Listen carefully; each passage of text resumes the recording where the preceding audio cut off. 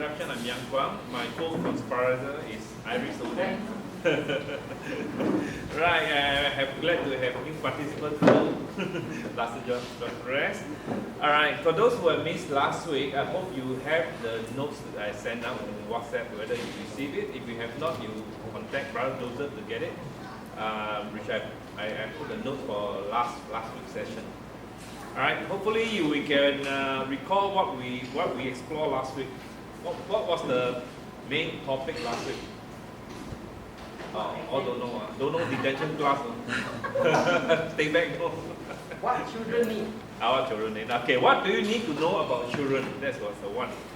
Alright, for the first half, we look at the children's love. The children needs you. The attachment and the developmental need for it. Alright. Then the second half, we talk about parental guidance needed for the development of the children. Our role as parents, how do we guide the children? We'll carry on this theme for today as well. Now, for last week, for those who are here and for those who read the notes, any reflection, any comments you have from last week?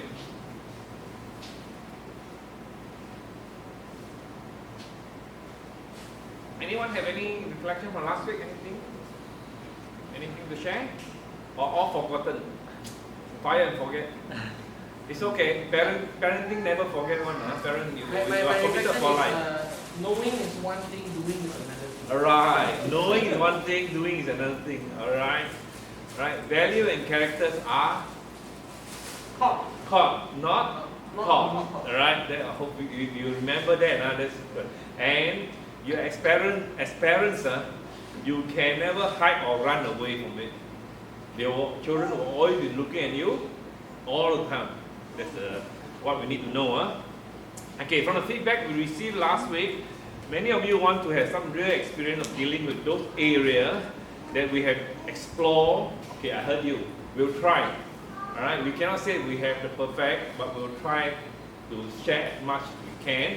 So during the whole of today's session, we can pause, we can all discuss, you can ask us. Not that we have the answer, we're not model parents, by no way, far from it. Alright, let's all do it and learn it together. Alright, from the text itself, I only give a summary, or sometimes I even skip. The rest of you, as I said, you can read the text on your own. It's not a very big book anyway. Fairly easy to read, although Auntie Iris said that the idea may be a bit jumbled here and there. Alright, the ladies, okay, Dr. Eliza herself, she's a child psychologist and practice in the West, in the East, so she knows the best of both worlds, or the worst of both worlds. Alright, before you get too happy and sit down and enjoy the aircon, as I said, learning is discussion through experience, through sharing with each other. So what I'm going to do today is, after this, you will break into 4 groups. After you break into the 4 groups itself, you're going to have questions. Okay, the questions are on the table already. I have this on the table. The questions are all different from different groups. But today we have quite a lot of topics to discuss, so different groups will have different questions. You have 2 questions. Alright, one question is unique to your group, one question is unique to 2 groups. So we will discuss it later on. And depending on the time we have, we see how much time we have to go through all the questions. Alright, the marker pen are there, flip chart is there, just write in big font so that we can share later when we come to this side. Alright, let me see the grouping here, do it for session 2. Okay, the grouping are there. For group 1, all here, I know Kelly is not here. Anyone else not here? Just Secretary is not here, right? Alright, never mind, we'll go to your group, and if the group is too lopsided, we'll do a bit of adjustment accordingly. So group 1, group 1 is here, group 2 is there, group 3 and 4 is behind. Alright, so can you, alright, you discuss it right on the flip chart for about 10 minutes, I'll ring the bell when there's 2 minutes to go. Just finish it and come back and we'll share with each other. Alright, you have 10 minutes, so my time now, we're doing good, so we can have more time. So you can take 15 minutes, 10-15 minutes to discuss and on the topic. I will need more time later on when we come back. The sharing, we will need more time. As a class, when we share, we will need more time. So we take it as 10 minutes first for the 2 questions you have. So can you all please move to your group? Yeah. Okay, the truth. What's the context of truth? The mind lah, go and read lah. We read out. Go and read lah. What is truth? Go and read lah. Yeah, debate lah. It's an open-ended question, so deep. Let's look at question 3 first.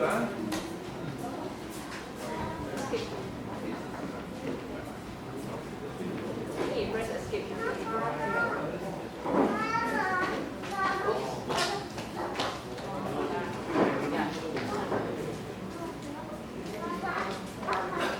Okay. Right. The first question is question 3. Wait for them before they share. If you ask me what is truth, is it relative, whatever. But of course, truth is something is a bit difficult to see clearly later on in life when the children get a bit bigger, even for us. Alright, for us young parents or whatever. Truth is something can be relative, no?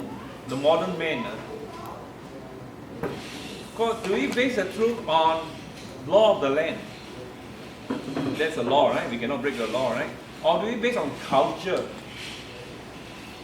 Cultural, because truth in different culture may have different meaning, different emphasis. Or is it based on society? More importantly, a lot of people claim to be a modern society. Then truth get a bit distorted. No?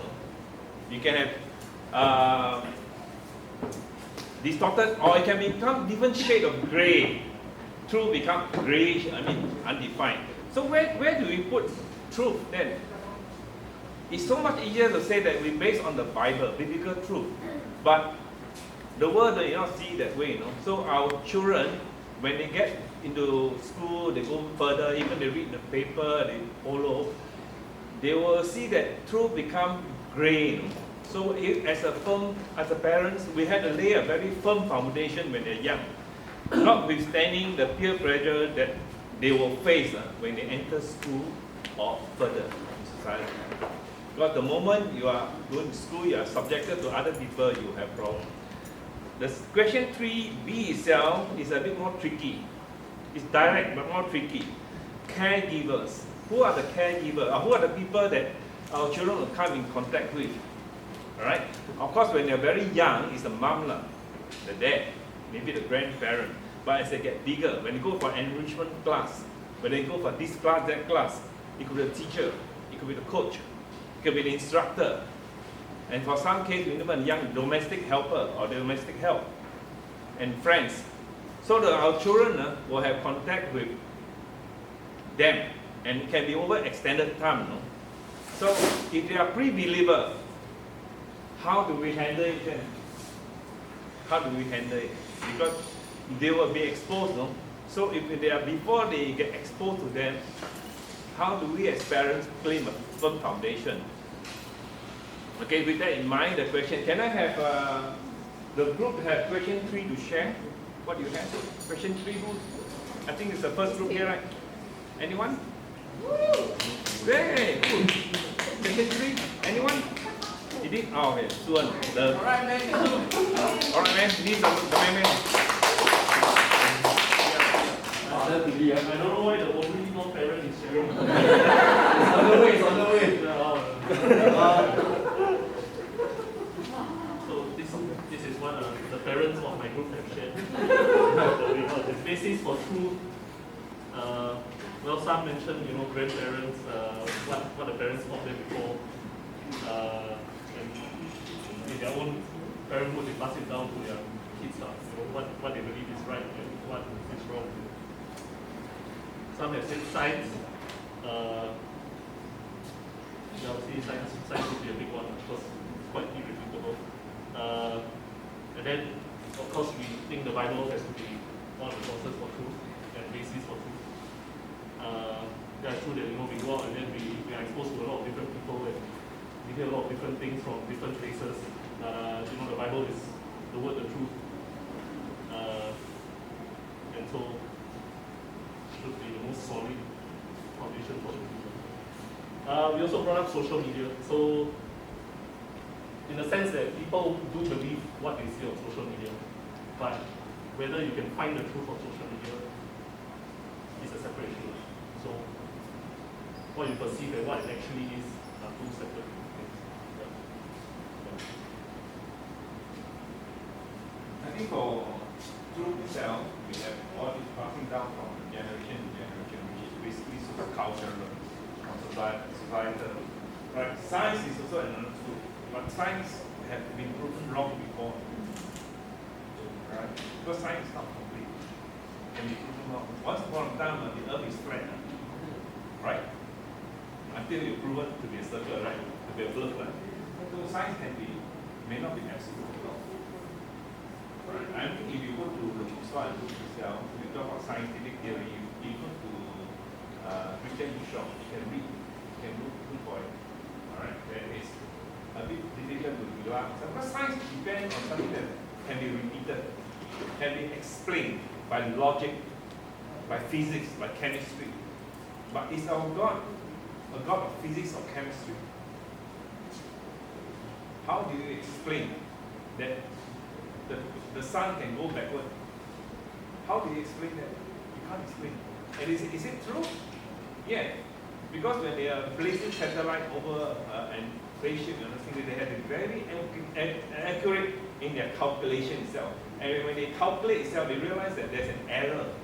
A small error, but nevertheless there's an error. And that small error, when talking about placing a satellite, it can be out already. And then when they calculate, they find that to get it right, they got to move time backward 24 hours. They got to move it back. They move back. And then we look at the Bible, it's proven that, it's written that the sun did go back. Alright? So sometimes we have to be very careful about this. Some scientists are so far. Some scientists later on they realize there's something greater than that. The Creator is more than that. So truth, we have only very true of what is written in the Bible. But the Bible now, people become skeptical of it. But that's true. That's the one only truth that we have. Alright, social media, of course, as someone said, the pandemic and now the Ukrainian war, there's so much information loaded. How do you know what is true? Because there's so much fake news, so much. There's so much theory. How do you prove the theory is right or wrong? And you look at the way news is reported, whether it's the Western press or even further, they interpret it quite differently. Same facts, it's the same facts, but interpreted very differently. So it's very dangerous. Okay. So this authority, yes, we have to obey authority because God said all rulers, government is placed by Him, God. We are told in the Bible to obey the authority. Whether the authority is right or wrong, we do not know. We will have to follow. But of course, we trust God will place the right person there. If the wrong person is placed there, we trust God will do something about it. Okay? I don't know. What do you all think? Authority is something quite difficult, because Bible says God placed them there, right? But we know that sometimes you get dictator, you get people who are evil in a way. How do you see it out? How do you do it? Even especially as Christians, should we join the opposition or should we join the rebel opposing it? Where is the opposition? Anyone? Anything to say? Difficult, right? Anyone? Right. Well, the last one, the best, my father says so. So that is the law. But sometimes not true, and the mother is one more powerful. Yes. Yes, but in real life, the children is very young. You as a father want to exert the authority, and you want to say that this is right. But how do you exert the authority without being overwhelming, without making the child skeptical? Young they may be, they can I'm sure those children that is 2, 3, 4 years old, they will be rebellious one way or another. Sooner or later they will question why. How come? That's Mandy's phrase, by the way. How come it becomes what come? So how, as father, how do you react to that? Try to explain. Just explain that. Try lah. Okay. Before you, there's a short How do you do between- that? Pull him There's a aside. short Pull him time frame aside. between explaining and losing the patience, right? So in that time frame, try your best to explain. Sam, you're going to face it soon, no? Sooner or later, you're going to face it, no? They will question you, no? How are you going to explain that? Not easy. What do you think we should do? How do you do that? Jonathan also facing it already. Yeah, they're all big already. Sooner. Okay? Well, sometimes they are right. So and sometimes parents are wrong. So I think it's okay to say, Mama didn't get it correct, and Mama did probably when our emotions are more settled. Okay. We said that later we'll talk about that. The magic word, I'm sorry. Alright, but not easy. Anyone want to share anything about this? Maybe I'll just summarize a little bit the point about this discussion is it is a difficult world. So we have to really be very careful about that. The child at various stages are exposed to different sources of truth. And they do not know whether it's truthful or not. And we ourselves sometimes do not know. But we need to be not afraid to discuss, like somebody said, like Jonathan said, even if it's right or wrong. And at an appropriate age, younger, you just have to tell what is right or wrong. You yourself need to know. But as they grow older, you need to adapt, to debate with them, and you could be wrong. But at least it is open, the conversation instead of communication is there. So you need to keep it open and start young, that you're open to such discussion and find even opportunity to discuss. I made a mistake with one of my children in not discussing things like that are very sensitive at a young age. So when I came to be a teenager, I got slapped, not slapped in my face, but like what Jonathan said, what they tell me is that, whoa, I realized that I did not use enough opportunity. After that, I said, I don't care whether I feel comfortable about it or not. If it's a question or an issue that I see the world is going to a slippery slope, let's discuss it. Premarital sex, LGBT, when they are of an age-appropriate conversational vocab, discuss. So the idea is, it's difficult, but as the parent, no choice. You just have to open for discussion, and if you don't know the answers or you think got some other experts, seek consultation from pastor or whatever to give what you feel at that moment is the right way. But you cannot just shirk, which was a mistake that I did not open up the conversation.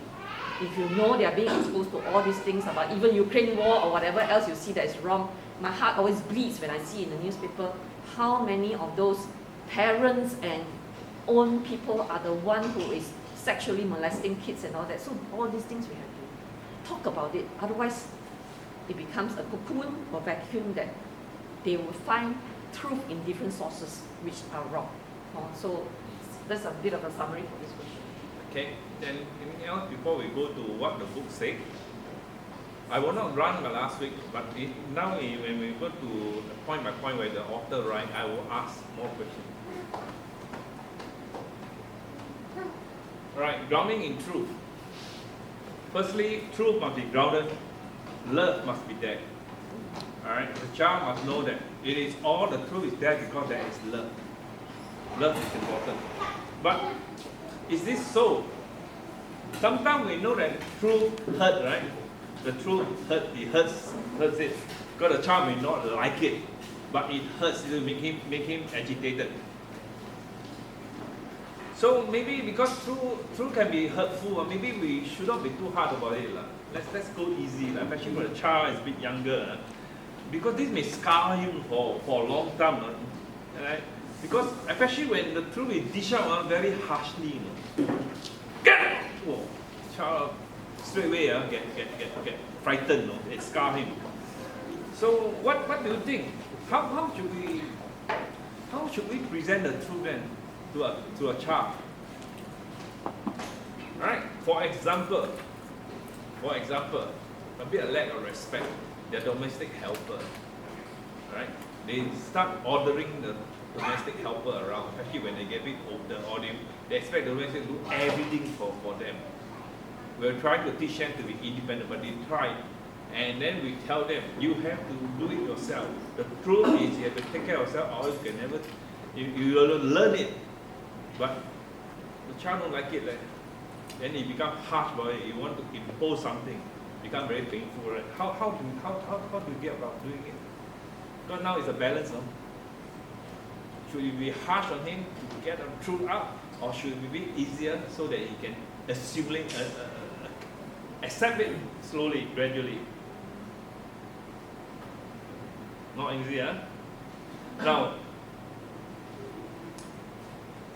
in a home where lots of love and affection are very nice to each other, very loving, the family, see some TV series or whatever you watch, our family are very loving each other. But in that family, if there's no honesty, everybody try to be nice to each other, even to the point of telling a little bit of white lie here, a little bit of white lie here, it's okay because we want to have a harmonious family, right?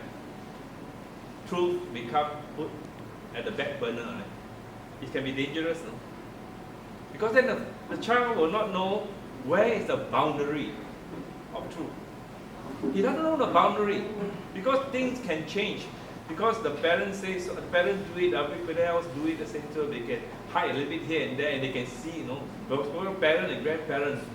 So the grandparent, in order to protect the child, maybe say a bit untrue, The parent will ask, did he finish all his dinner? Oh yeah, he finished. But actually, you know that you actually buy McDonald's for him.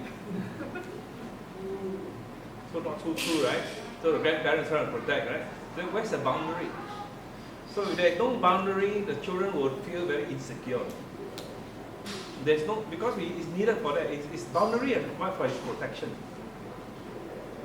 Right? So for caretaker, be careful. Second thing is talking about parental authority. How do you exert a parental authority? We can have a scenario, my kids is still a baby. Setting limits will make him unhappy. He become very cranky. Maybe don't be too strict about it. Maybe don't enforce too harshly. How? For you, how? Can or not? You all say cannot, right? But when you face the situation, how? To make him happy. Maybe the child is already going to throw a tantrum or throwing a tantrum already. You tell him, no sweet, cannot, it's not bad for you. Or cannot, your dinner is coming out. Cannot have the fries anymore. But the fellow throw tantrum, okay so 1, 2, please, okay Keep him quiet, pacify him or her. Cannot. How do you handle it? Anyone children, how do you handle this? I'm sure you will come across something like this. So how do you handle it? Can we learn from each other? Embarrassing to share, no one. It's okay, we're all open, everything is good for. Anyone want to share? Did you come across a situation like this? I think for us, we let the child cry out.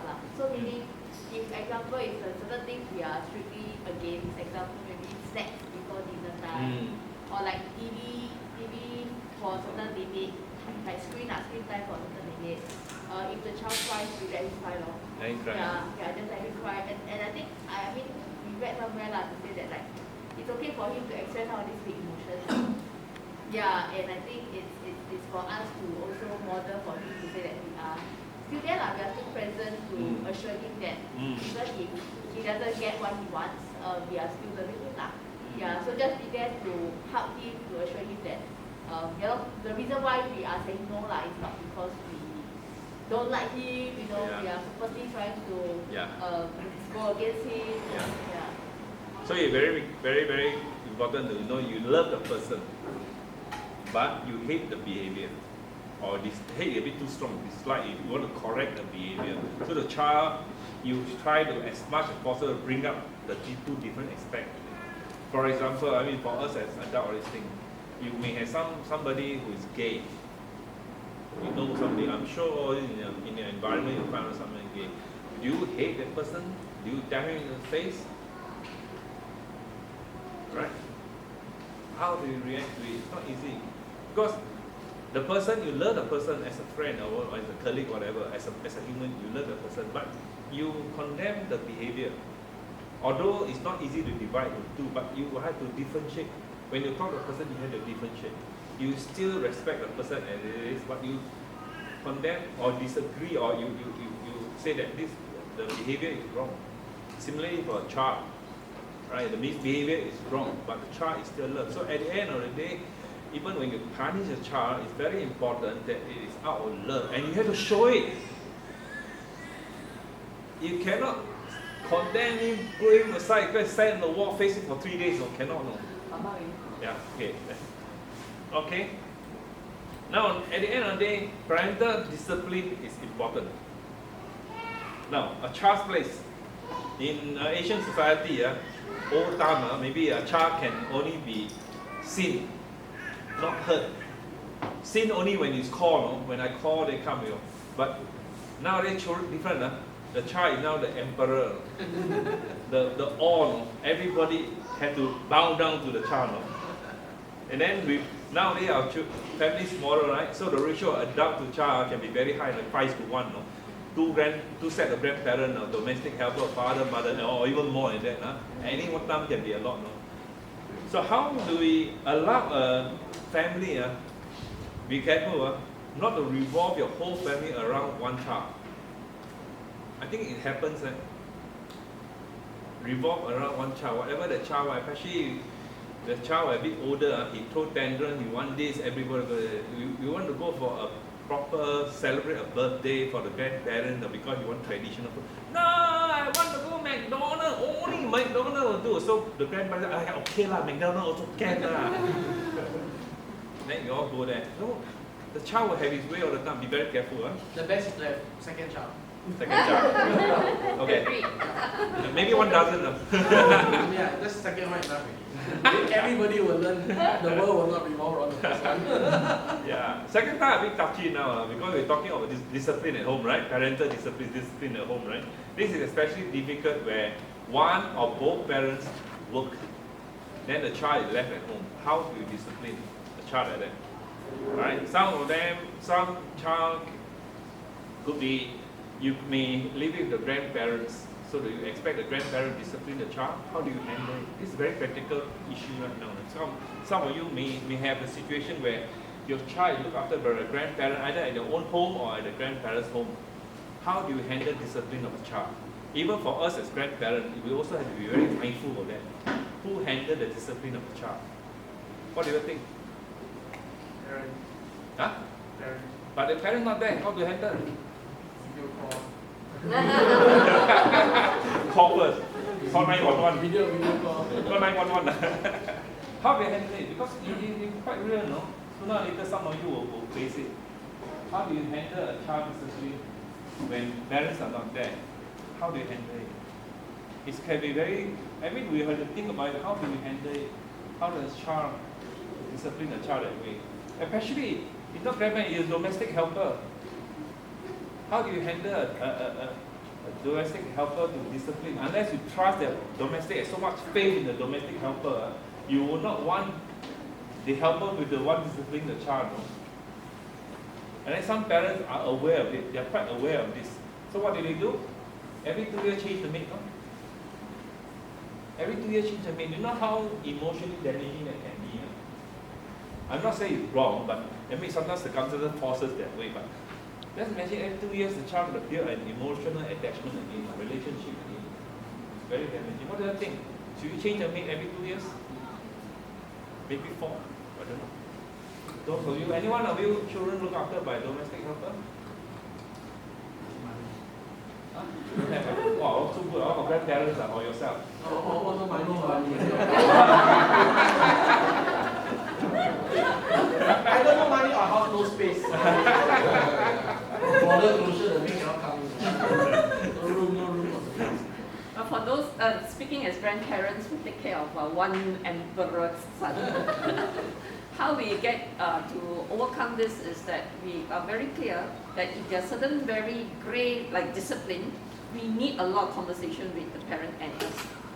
I can be totally disagreeable, but we have to come out of the discussion on one method or whatever is the agreed method.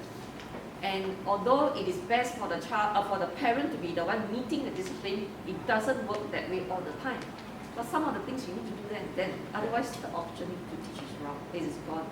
So that conversation between you and your caregiver, whoever is the person taking care, is extremely important, and it involves eating a lot of humble pie, because at the end of it you have to execute something that you can totally disagree with.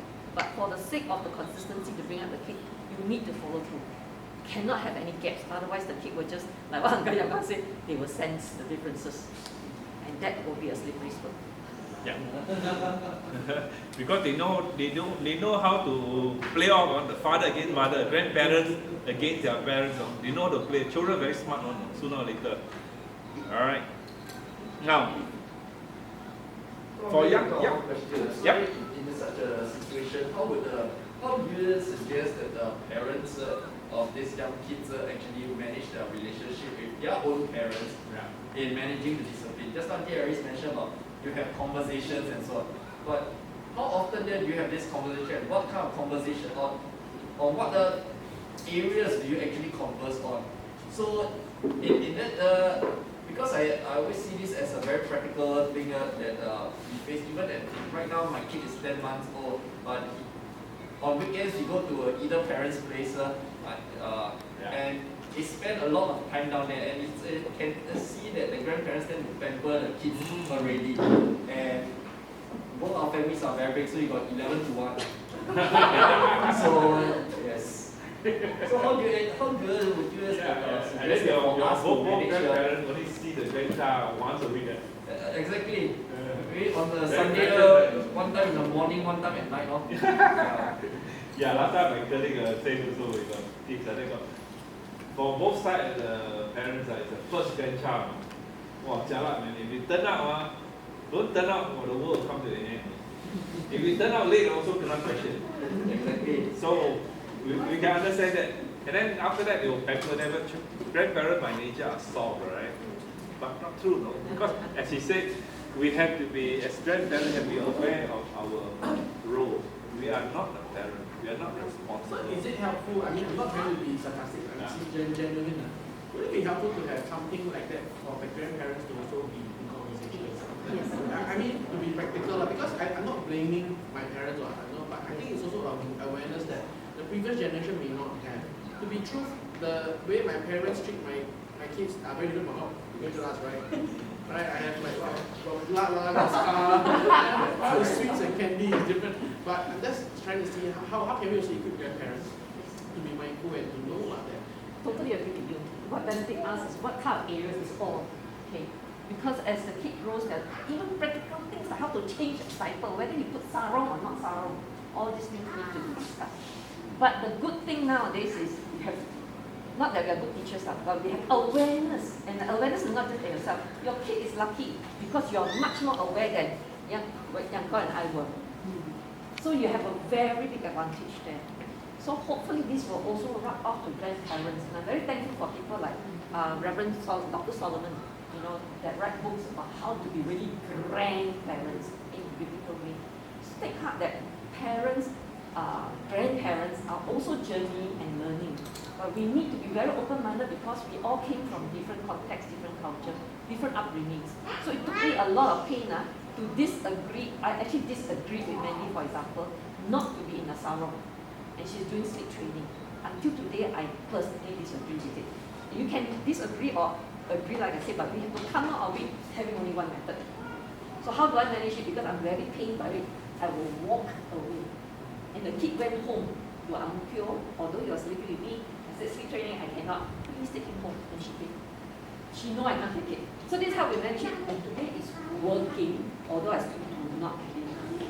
But it is working for the sake of the kid. There is no inconsistency. Come to my place, one method, or sleep home, another method. So every stage of whatever you're doing as young parents now, you read more, you need to discuss with your parents or in-laws, hey, can we talk about this? And similarly, hopefully the grandparents will be, better be more open-minded. There's not just one way of doing things. Cannot like what after you say, hey, last time, I said, please stop. Last time is last time. Long generation already. But it's after that nowadays, most families, parents both are working. Not to say that one person should stay home, but it's just tougher when we really have to outsource.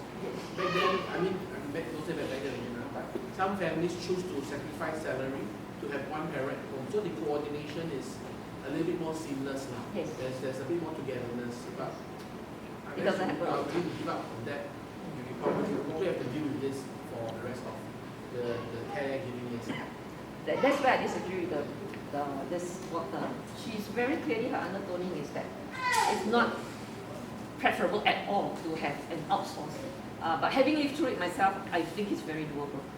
Because even my communication and stability, the love environment, all the time has to be there. And you need to really take a lot of effort, bend all your backs to keep certain stability and certain bases, steadily throughout. Until today, they are adults, we're still building, continuing to build this kind of stability. So let Young Kwang continue. Yeah. So okay, that part of it, how you build the close relationship, parent relationship with the children, although you may not be with them during the working hours, it's tough. It's really tough. All right. To the earlier, we can share a bit. Practical. When Timothy was born, I was in the army, and army working hour is quite erratic, at least to say. But luckily, at a certain stage, I was already in the HQ, so my hour a little bit more regular. By that time, I was doing an external study, night classes, and it's quite a long class and quite a long period, 3 years. So Timothy was looked after by a caretaker, but fortunately, this caretaker was actually a friend of ours. She only take care of Timothy and got 2 children, but the children are all school going in. So Timothy became the emperor in their house. He was very lucky. He was very lucky in that sense. But we still take him back every night. Every night. We don't have helper, no. So every night we all 2 will rush to get him back. That's 2 of us are together. It's okay. There are a lot of nights, at least twice a week, where she had to take him back on her own and taking the bus. And Timothy will be climbing all over the bus. It's not easy. Okay, enough of your discuss story. Okay. So not easy. Alright, not easy. But of course when we come to Mandy, we're a bit fortunate because my mother-in-law stayed with us and we had to do that. Okay, and luckily for my mother-in-law, she's not one of the typical grandparents who spoil the child. She's quite strict in a lot of things. For example, morning must take the vitamin C, ikan yu, if she's cod liver oil, all this had to follow smoothly. So there's grandparents' role and parents' role that we have to take responsibility. Now, for a child, it's very important because when they're young, there must be external control on him. External control to set boundary, to make it safe so that he feels secure. But of course, when he gets older, when he becomes reason, then the internal control will come in. He has to internalize his own control. He must know what is right, what is wrong, what is his boundary. Alright?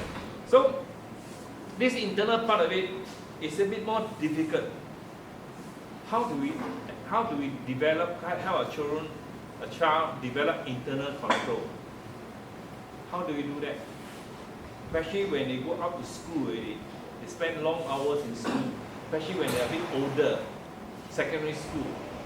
They CCA, they won't come home until dinner time sort of thing. How do you control that? How do you have a child to learn internal control? Anyone? Any suggestion how to do that? Because you all face it, no? 10 years down the road, you will face it already. For those with children or less, you face it. It's very practical, especially there are so many demands on them. How do you do? If internet access is so easy, how do you help a child develop internal control or internalize the control within himself later on? How do you do it? Habits. Huh? Develop habits. Develop habits. Yeah. Develop habit. Alright. So I think at the end of the day, if they are young, when they are young, if you don't have authoritative voice and instruction, not mandate, but instruction, teach him the rationale behind and help him to understand it. If you don't do it young, by the time they get to school, it's very difficult. Very, very difficult. And I'm also very saddened by some people who feel that children before we go to formal school, it's okay. They can be under domestic maid, outsourced. Parents can be working long hours, it's okay. When they go formal school, then the parents take a more active role. But it's too late. No? By the time it's 7, it's too late already. His early formative year, his foundation is not built, it's too late. So for all those young parents, no matter how difficult it is, you have to put the effort in. I wanted to share an encouraging piece of journeying in terms of teaching habits. You won't see the fruits. Be heartened that the fruits are still being grown. So many things, even simple things like eat vegetable or not, or certain foods that you cannot get your kid to eat. Take heart that if you consistently tell why this good and show the example yourself, rather than just walk the talk yourself.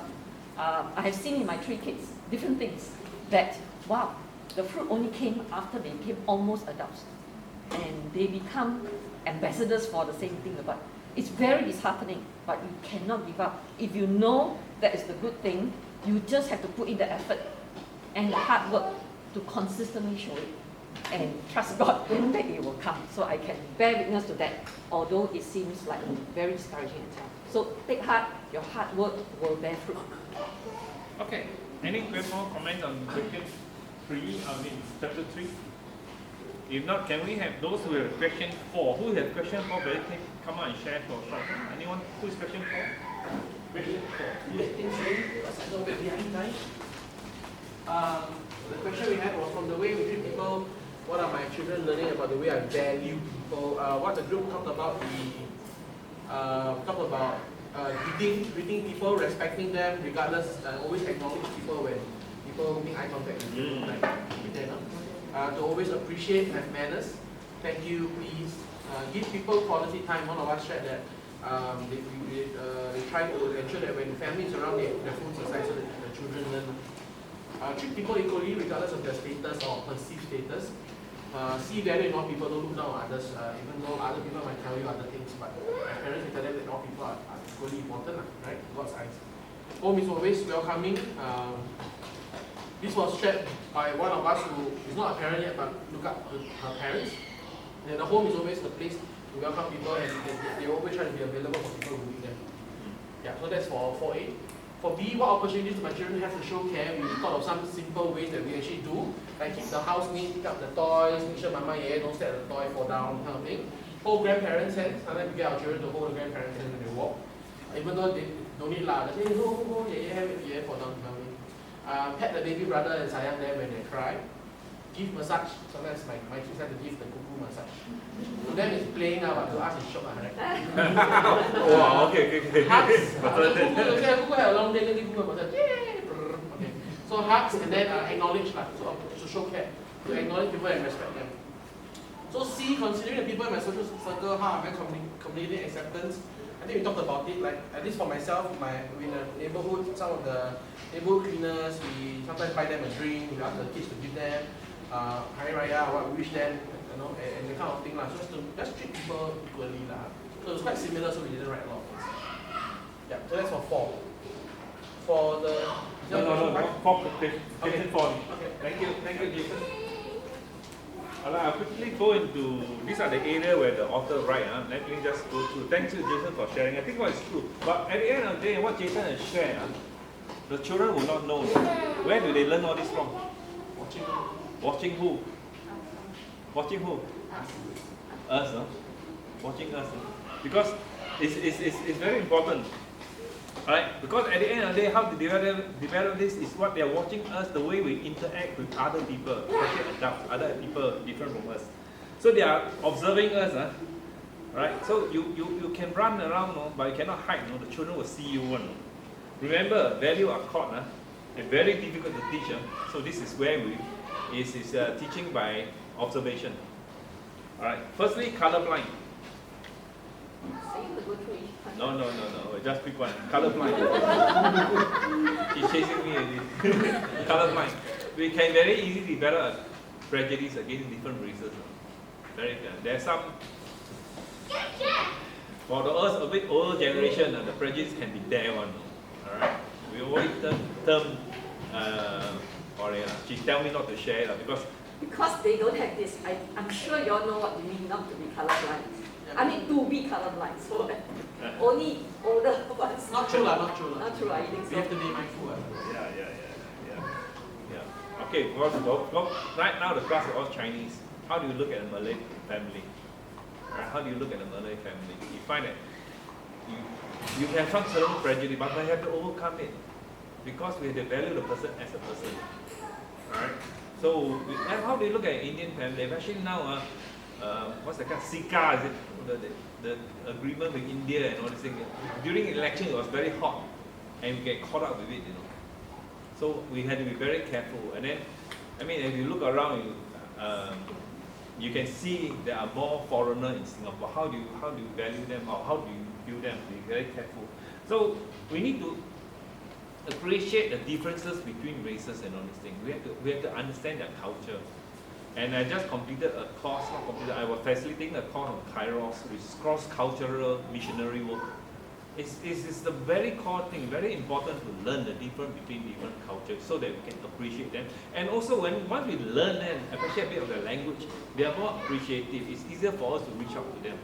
Similarly, our children can see it. When we take the effort to do it, our children can see it, so they will take the effort as well. Especially when they encounter these people, I mean, not different races when they reach school. Right? When they reach school, because in our own family it's quite isolated, it's quite insulated. And even in our church, it's quite insulated. Even kindergarten can be insulated because of kindergarten. Especially if you go to a church one, it can be.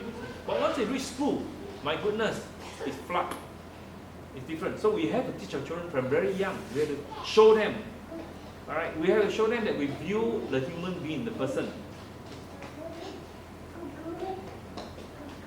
Now, how do we view somebody that is new, different from us?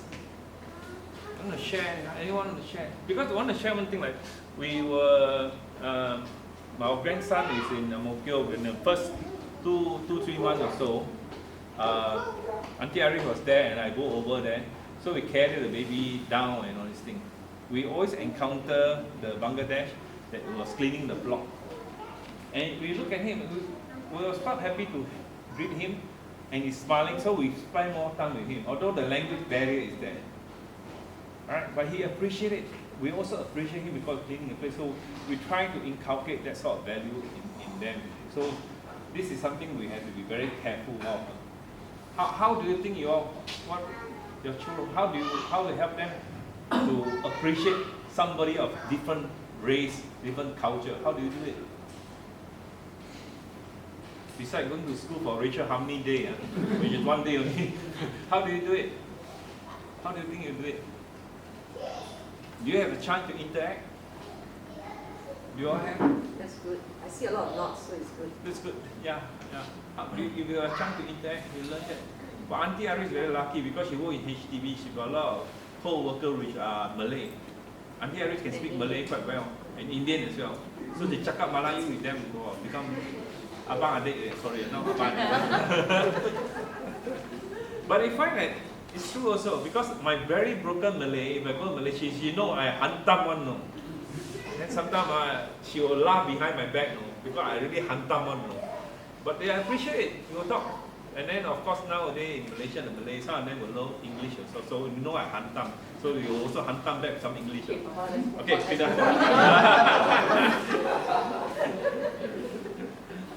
Okay, the only last thing I want to talk about is valuing the elderly. How do we teach our children to value the elderly? Not your grandparents, not the grandparents, other elderly people, especially those they see in the food court, in the roadside and all this thing. How do we teach them? How do we teach them? Anybody has a challenge with this? I mean, if it's not an issue, then we can speak it. I think. Okay. So far for my kids, the interaction they have with other elderly is like coffee shop, food court, then when they clean the table, say thank you, or when they serve us drinks, say thank you uncle. I mean we model Yes. Yeah, then when they give directly, or when we say hello uncle, or just in the lifts. So it's just the little things Yeah. Yep, you have the key word. The modeling is very important. But it's harder, easier said than done because modeling takes effort. Okay, can I go to I will close it because we are really running out of time. Chapter 6, who is question 6? Is this the last question we're going to do? We actually got 2 more. I will do a very quick, but this one is actually quite quick. Question 6, nobody done it, is it? Yeah, you want to give a quick one? On what? Question 6. So I guess my my team were asking about answering the question about on during the limited time your children experience both parents' presence in the home, what is the general atmosphere created between you and your spouse? So we are saying this is really a list of atmosphere that is our ideal and versus our reality. So ideal, we want it to be harmonious and peaceful. There's a partnership, but reality is all a clockwork and it's a craziness at home before they sleep. The next one is, the question is, a stable base is necessary for growth for every member in your family. How is this nurtured in your marriage?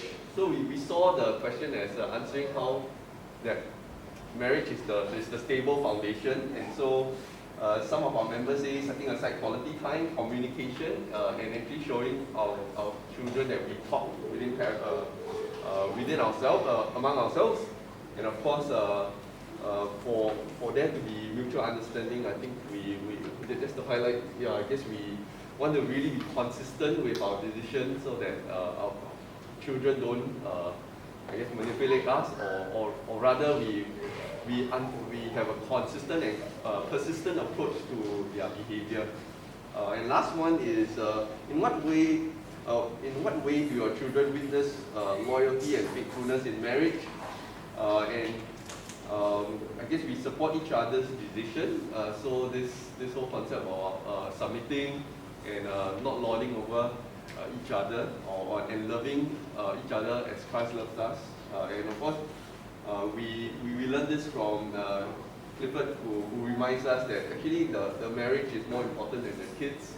So they tend to be in the center of the family, but often if they are in the center, then and the marriage is weak, then actually the kids will be in a worse off position. So that's our. Thank you, Johnson. I think the family one, basically when the children, especially now in Singapore, we basically much on nuclear family. We don't have grandparents staying with us. Quite often you're staying on your own. All right. Anyone of you staying with your parents, grandparents? Anyone? Your parents stay with you, right? My in-laws stay with me on weekdays. On weekday lah. All right. Okay. So you do have a bit of it lah. It's good. Because this whole description on that is that nuclear family itself in the Singapore context. But the nuclear family, the husband and wife, how they interact with each other, it influences a lot. And now in the current situation, and we can see in Singapore or in the West and all this thing, this husband-wife relationship can get undermined quite easily. So we see that the result is the divorce rate is getting up, getting high. Very sad, but it's true. So, and how did it come about? Because differences appear, and the foundation is not there. So eventually the children come, even we are more difficult. And the most damaging is the children itself. Because they see that when the promise, the marriage vow, the promise itself is broken, how are they going to keep to their words? How are they going to keep to a firm foundation relationship? So it's very, very dangerous. So we will have to show in our family, husband and wife, the mutual support for each other. All right. Any differences and all these things you can have. I won't say hide from the children, but at least you all sort it out. And the children can see there's a flare or anything. You will have to take the time to explain to them. Okay. All right. So this is the part where Auntie Iris and myself, we gone through it and all these things. Of course, there are a lot of things we can disagree, but we come to agreement, or not agreement, accommodation each other. We don't marry to change somebody. You can no way you can do it. All right. You marry somebody, so you accept the person, you accommodate it. After a while, hopefully, two of you will come to one togetherness. Then they say that for a long-term couple, these two couples behave like the same, become the same. You ask the wife, you will get this answer. You ask the husband, also same answer. Hopefully, but there are differences, because we are two different human beings. Only God is stable. Only God is the same, no change. All right, can we have whoever have question 7? Because I'm jumping now. Question 7, who's question? Because the more interesting topic now. Who got question 7? Which group? This is the last question. Yeah, valuing resources. But the other question will take better next week. Question 7. Yeah, question 7. Who did question 7? Anyone want to just share a bit quickly? Just saying to teach the kids the value of money. Okay. To learn how to save Yes. using delayed gratification. Yes. Be contented. So in general, is be contented with what they already have. Okay. Then the education part would be for discovery and exploration. That is question 3. Yeah. Yeah, and then more of discovering what they want to be when they grow up Yeah. and stuff. Then question 1 is how our lives as parents can show them what is the purpose of their life. Okay. Yeah, so it's more of seeing the values and modeling what we want them to. Humility is one thing also. Yeah. Yeah. Even, I mean, we have to be humble. Question 7 is all about valuing resources. I'm sure I'm for that. The word, okay, it's stewardship of a life. Don't forget, as a parent, we've got a very exciting role. Alright, we have the opportunity to shape a child's dream. Right or not? Alright? A child's dream, somebody's dream, you can shape it for them. No? Alright? Because we have the opportunity to do it. Because God gave us a gift. It's challenging, no doubt, but it is a gift. So embrace it. Thank God for it. Now, how we live our life? If we live a very purposeful life, God-centered life, Christ-like life, that is the best model we can be. We can be to our child. That is it. Alright. Now, our life is purposeful is the best part. Let me ask you, what is most important to you as a parent, as a person, as a parent? What is the most important thing for you? What is the most important thing? Your career? Your relationship? Your social status? What else? What is important to you? Be very careful. Alright? I'm not saying that all of them are not important. One should be thrown out the other, but where is the priority? Right? If we are going all to achieve one or two of that, when we achieve material wealth or our career position, we go all out to achieve it. Some people, 110%. I'm sure you encounter people or bosses they never shut down their email. Have or not? Sure have, right? You got people don't know why must call you at night one. They don't respect after office. The worst thing, call you on weekend Sunday have or not? Or email you. Nowadays people don't call, people email you and expect a reply even when you're on holiday. How to handle that? Right? Any sharing on this one? Any sharing? Anybody? How do you handle as a parent? How do you handle this? People who do this. I will shut down my email. You shut down your email. Well done. So you are prepared to be on the black book of your boss. Okay. Good. We have to take a stand. Anyone else? How do you handle that? I can be guilty also even now. Because our inner self want to be responsive, want to show that we're one up, we're very good, we will answer, customer first. I'm guilty of it also. And then I'll show people, midnight also I reply to the email. Wow, that one, sure, kena bonus point on. How you handle it? I'm sure it's dangerous. Last time I did this kind of work style, even midnight I also answer, weekend I also answer. Then it become a norm. They come and find me on weekend only. Yeah. Then my boss say you can do a start to it, if not you also never end. Then Alright. I learn then he say you can schedule your email, the date and time then you send. Yeah. You can do at night because I got tell him in the day you are like disrupted by so many stuff. Yeah. Maybe you can only answer certain email at night. Yeah. So last time I don't know, I just answer back at email like midnight timing and all this thing. And then I Europe timing, so they just answer back. They thought I'm working also. Yeah. So they say you don't know, you like that they will think you are working at night. Right. So Working to the hour also. yeah, so schedule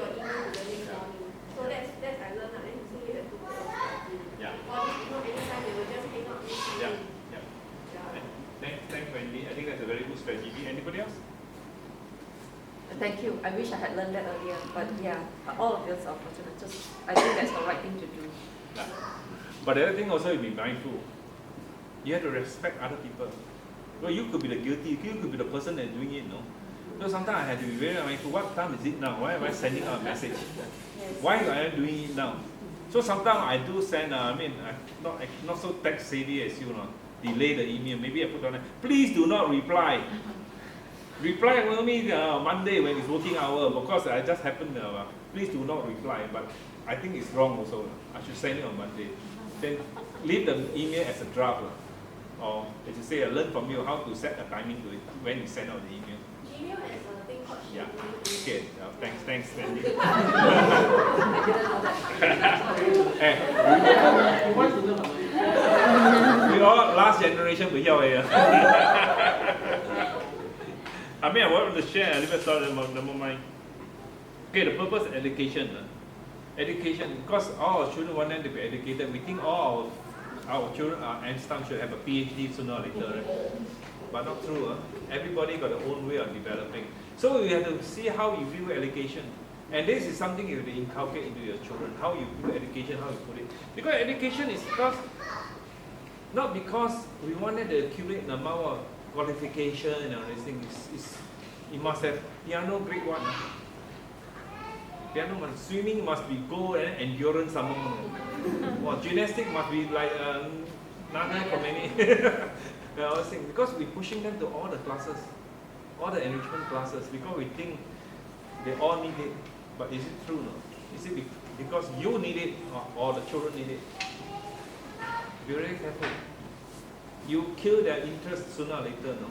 And he said, no lah, my children enjoy it. Hey, you send them there, they got no choice. No? Who drive the car? Who buy the McDonald's? Right? So be careful, because the joy of learning is no more there. No? Because we want to educate, or what we want education to be to our children is to have the curiosity, that arouse their curiosity to learn. And so they become a lifetime learner. Everything they learn, they get so sick and tired. And so our children, after the exam, they can burn all their book already. I don't know, some of you did it, right? Don't laugh, because you some of you may have done it. After A-level, so you burn everything, right? Have or not?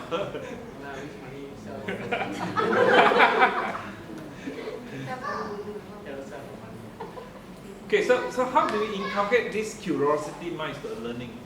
How do we do it? How do you do it? Try to explain that.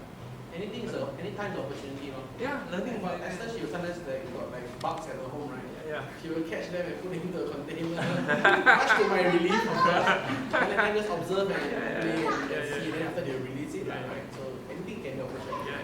Okay, try any moment. For example, if you have a child, I happen to be somewhere early in the evening where the sky is so beautiful. Right, so the child said, wow, is there a child? The child said, yeah, so beautiful. Then I said, yeah, you should learn why the color turn this way. So you can learn about physics. You yourself, if you don't know, then let's explore together. Let's go and read about it, find out why the color changed that way. Why is that so? Till you arouse the curiosity. Maybe you become a meteorologist later on. So be it. So these are things we can do. Just like I talk about enrichment classes. This is something very Singaporean. I won't say Singaporean. In Korea, in China, everywhere, same thing. One must go 1,001 enrichment class. Learning, don't know what, all these things. I forgot. I can give you, for our example, our children. We never throw them to enrichment class. The only thing class we make them do is swimming. Make sure that they're safe in water. We give them basic gymnastics. Just to make sure that they are agile, but not flexible, that's all. But that is for them to start off in sporty life. We want them to take up sport. We don't want a few parents to encourage the children to take sport. No? And all them actually quite active in sport. We want them, it's not a waste of time. It's good for them. Alright, we make our children learn Yamaha music. Auntie Iris went through 3 junior, JMC. Junior music class or whatever. She went through 3 times. Kena samula 3 times. 3 times. Because the age difference is there. I cannot sit in some of the lesson also. No. I really lost because the only musical instrument I can play is the radio. The rest I cannot. But sharing on the half here is just to add on. Although I went through 3 samulas, only one, which is Mandy, went on to appreciate music in a deeper way. But what I wanted to teach both Timothy and Jonathan, although they did not continue, is that the discipline of following through. Learning, you don't want to just straight away, wow, must be one class don't like me, go. So I enforced at a younger age that you don't like it, but you do not know until you try more. Cannot be just based on your feeling, wow, straight away or after 1 or 2 lessons. So I make them go through the whole course. Then I really see them struggle, and it's really not their. Yep. So that's what I do. I mean, even swimming itself, they learn to swim. But in the end, when we actually later on, they actually went to diving. They have their own interest. They are quite happy, quite comfortable doing diving. The only one who didn't go for it is Timothy, because later on he went himself. Yeah, later he went himself. So it's internal. So children. So I convince you to stop laktiam. So they are. I don't want to have any more. Material wealth is okay. Material wealth one is just a quick one. Uncle and I share the same account, bank account, quick one, because I'm very passionate about how money or the desire for money can cause a lot of disagreement and ugliness in a family. So how we have done it and may not be working for everyone is we always treat money as utility. And what I mean by utility is it's not meant to be kept in mind. It's meant to be used for good. And if it's good for it to be used, use it. Don't worry about it. And we are very free with our kids with the money. We never say, well, come. Because I don't want them to have the idea that, wow, money is so coveted. So, and between us, our bank account is always, we don't have a boundary one. Everything we earn just goes into one account. I have a separate one for other savings, but general use, general drawdown is always one account. It doesn't matter who puts in or who does not put in, but it's that account that is shared commonly. And our kids know that. And our kids know our bank account numbers also, they can draw if they want to. So, credit card number also. so I just wanted to share that last bit on resources as money. Don't let that be a source of contention and a heart desire that will influence their priorities later in life. Yeah, I just want to end up this because most of us talk about saving and all this thing, right? All right, saving, but be very careful. Are you saving for what?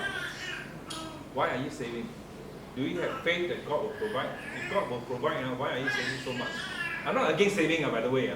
Please don't go and empty your account later on. yeah. But be careful. Don't be obsessed by it. That's all.